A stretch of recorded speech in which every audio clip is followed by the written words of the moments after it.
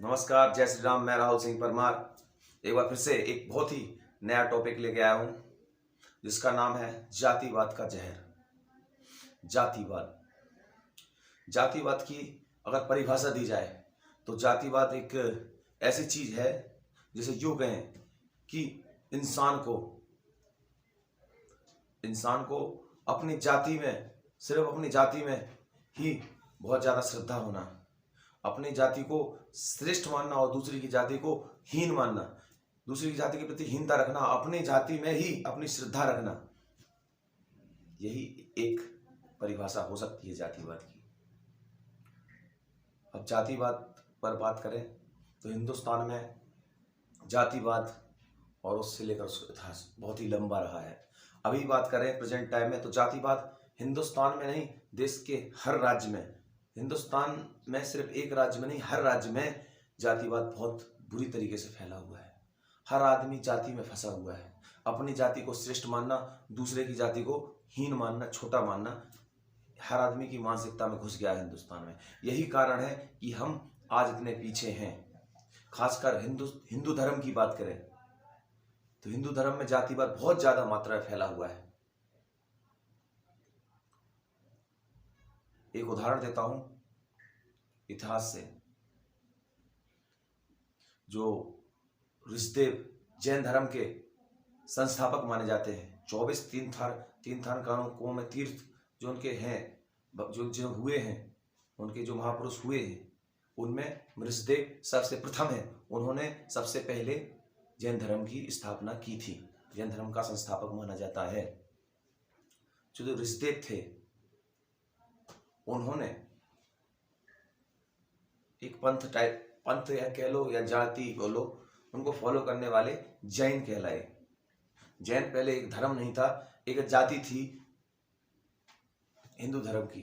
धीमे धीमे धीमे धीमे धीमे धीमे धीमे धीमे वह एक धर्म में परिवर्तित हो गया।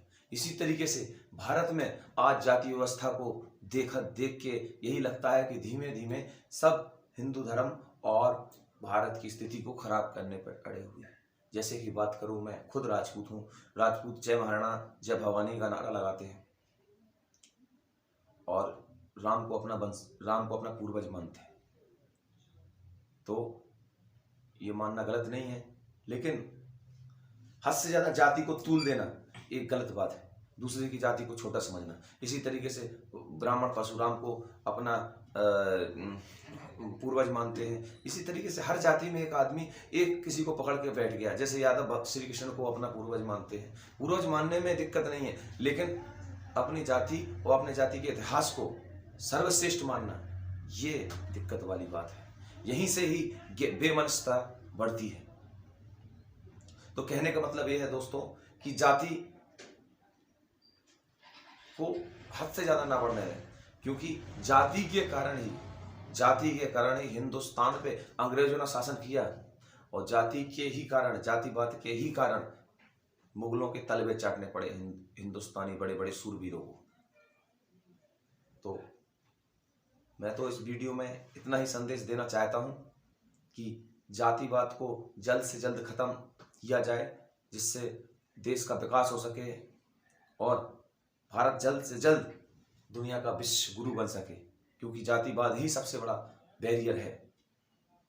अब जातिवाद के इतिहास की बात करें तो प्राचीन भारत में जातिवाद की कोई व्यवस्था नहीं थी। पहले वर्ण व्यवस्था थी, जो कि ऋग्वेद में, हिंदू धर्म के सबसे प्राचीन वेद ऋग्वेद, जिसमें गायत्री मंत्र निकला, जिससे बहुत सारी चीजें मिलती, सबसे प्राचीन है, उसमें खुद लिखा हुआ है कि जाति व्यवस्था वर्ण के आधार पर थी। एक ही परिवार में 4 जाति के लोग रहते थे, क्षत्रिय, वैश्य, शूद्र। क्षत्रिय, ब्राह्मण, वैश्य, शूद्र, एक ही घर में 4 जाति के लोग रहते थे। कर्म के आधार पर जातियां थी, ना कि वंश के आधार पर।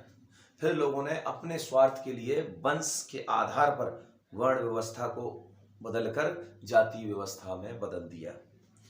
ये सबसे बड़ी प्रॉब्लम है। तो इसे हमें समझना चाहिए। इसको समझने के लिए हमको कुछ खास करने की जरूरत नहीं। हमको सिर्फ शिक्षित होने की जरूरत है, क्योंकि बाबा साहब अम्बेडकर जी ने कहा था कि शिक्षा वह शेरनी का दूध है, जो भी पिएगा वह दहाड़ेगा। तो शिक्षित होना बहुत जरूरी है।